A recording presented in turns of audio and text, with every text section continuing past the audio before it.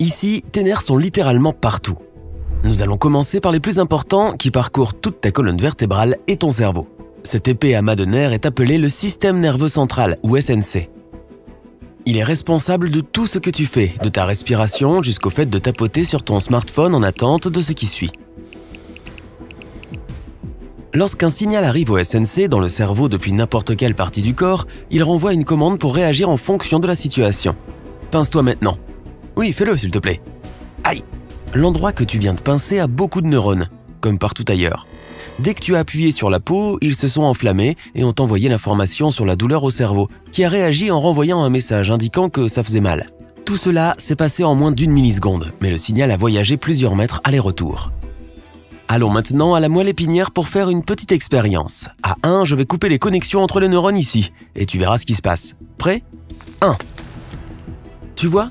Tu es devenu mou à partir de la taille et tu ne sens plus rien dans tes jambes. C'est parce que ton SNC ne peut pas savoir où elles sont. Ok, je rétablis les connexions maintenant, ne t'inquiète pas. C'est pourquoi ton cerveau et ta moelle épinière sont naturellement protégés par des os, le crâne et les vertèbres.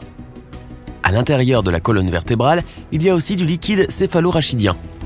Une substance liquide qui protège les nerfs, aide à mieux conduire les signaux et élimine les déchets. Bon, maintenant examinons de plus près tous les autres nerfs, en commençant par ceux du bout des doigts. Tout ce qui n'est pas le SNC est appelé système nerveux périphérique ou SNP. Peux-tu maintenant nous faire un signe de la main? Merci. Tu as pu le faire parce que ton cerveau a consciemment envoyé plusieurs millions de signaux aux nerfs périphériques de ton épaule, de ton avant-bras, de ton poignet et de ta main. Ensemble, ils ont fait un effort commun pour lever ton bras, le fixer dans une certaine position et agiter la main d'un côté à l'autre. Et c'est ton système nerveux volontaire ou somatique qui est responsable de cet effort. Tes sourcils qui s'élèvent à ce moment sont également contrôlés par les mêmes nerfs. As-tu compté combien de respirations tu as pris en écoutant mon blabla? Ou combien de battements ton cœur avait fait? Tu n'aurais pas dû, ces choses sont régulées par ton système nerveux végétatif ou involontaire. Ton SNC envoie des signaux à la périphérie et dit à ton cœur de battre, à ton système respiratoire de laisser entrer et sortir l'air, et même à tes intestins de digérer les aliments que tu manges. Maintenant, expire tout l'air de tes poumons et retiens ta respiration aussi longtemps que tu le peux. Cela va prendre un certain temps, alors on passe directement au moment où tu commences à avoir envie d'inspirer.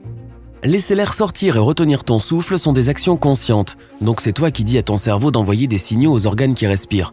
Mais lorsque tu commences à manquer d'oxygène, c'est déjà ton cerveau qui te dit d'arrêter de faire l'idiot. Oh là là, je vois que ton visage devient bleu. Respire s'il te plaît. Et maintenant, je vais faire quelque chose que tu vas devoir me pardonner. Aïe, désolé, tu as fait tomber le téléphone parce que j'ai envoyé un petit choc à travers lui.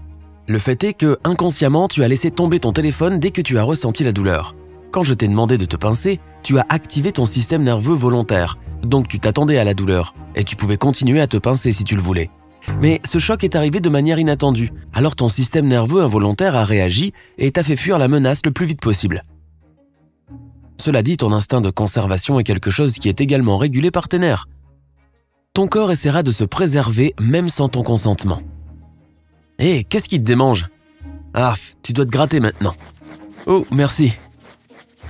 Les démangeaisons apparaissent quand il y a quelque chose sur ou sous la peau qui n'a pas sa place, comme un insecte ou la morsure de celui-ci. Les nerfs qui s'y trouvent s'enflamment comme des gyrophares et ton cerveau envoie des signaux à cet endroit. Mais lorsque tu te grattes, tu ressens deux choses opposées en même temps. Consciemment, tu ressens un soulagement parce que ça ne te démange plus. Au niveau subconscient, par contre, ton cerveau perçoit le fait de te gratter comme une douleur et déplace ton attention de la démangeaison vers le grattage. En gros, en te grattant, tu fais croire à ton cerveau qu'il y a des choses plus importantes à faire que de prêter attention à la démangeaison. C'est moi ou il fait un peu trop chaud ici? Oui, je vois des gouttelettes de sueur sur ton front. Lorsque la température extérieure augmente, ton SNC réagit à ce changement. Des milliards de signaux traversent tout ton corps.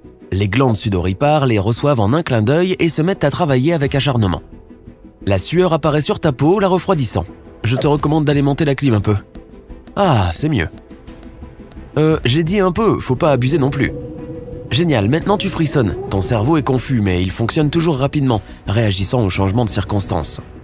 Une fois de plus, il envoie des milliards de signaux à tous les neurones de tes muscles, leur disant de commencer à se contracter aussi vite que possible. Ce faisant, il crée une friction, et la friction génère de la chaleur. Ton cœur se met lui aussi à battre plus vite en pompant le sang vers tes membres pour les empêcher de geler. Tout cela te fait également penser que monter un peu la température est une bonne idée. En parlant de la pensée, les neurones sont également responsables de cela. Par exemple, c'est la première fois que tu regardes cette vidéo. Tu ne peux pas savoir ce que je vais faire ou dire ensuite. Peut-être que je vais faire un tonneau. Waouh! Ou alors, je vais mettre fin à la vidéo de façon abrupte. Boum! Ton cerveau est en train de créer les connexions neuronales nécessaires pour que tu te souviennes de ce qui va suivre. C'est pourquoi tu es toujours avec moi. Tu veux savoir. Mais dès que tu l'as regardé jusqu'à la fin, l'intérêt s'envole. Peu importe à quel point je suis fascinant. Ton SNC a créé suffisamment de connexions entre les neurones, et si tu recommences, ils te diront à quoi t'attendre. Un exemple simple. Qu'est-ce que j'ai dit après exactement 3 minutes et 5 secondes dans la vidéo? Tu ne peux pas t'en souvenir parce que tes connexions neuronales ne sont pas encore assez fortes pour donner de tels détails. Mais plus tu regardes, plus elles deviennent fortes et nombreuses. Et après plusieurs essais, tu seras en mesure de répéter mot à mot tout le texte. Il en va de même lorsque tu apprends une nouvelle compétence comme le roller. Au début, tu ne peux même pas bouger un seul pied. Ton cerveau se trouve confronté à une tâche inhabituelle et est perturbé par des signaux envoyés dans tous les sens. Tu tombes, mais tu te relèves et tu recommences. Cette fois, plusieurs millions de neurones sont déjà connectés et ton SNC ne perd pas de temps à créer de nouveaux liens. Tu tombes à nouveau, et encore une fois. Mais à chaque fois que tu te relèves et que tu recommences, ton cerveau s'adapte de plus en plus. Jusqu'à ce que finalement, à ta 5e, 10e ou 50e tentative, tu réussis à avancer. Le cerveau capte le moment où tu t'arrêtes de tomber et crée des connexions neurales fortes pour t'empêcher de répéter tes erreurs précédentes. Et rapidement, avec plus de pratique et de liens dans ton SNC, tu patineras comme un pro, en te demandant comment tu as pu être aussi maladroit avant. Mais le truc le plus cool, c'est que ces connexions ne disparaissent jamais complètement. Même si tu as appris à faire du roller quand tu étais enfant et que tu as tout arrêté pendant plus d'une décennie, il te suffira de quelques minutes pour te rappeler comment on fait. Alors écoute, si tu as peur de prendre cette guitare poussiéreuse qui est restée accrochée au mur pendant des années, tu sais ce qu'il te reste à faire maintenant. Tu verras que tout reviendra en un clin d'œil. Si tu as appris quelque chose de nouveau aujourd'hui, alors mets un like à cette vidéo et partage-la avec un ami.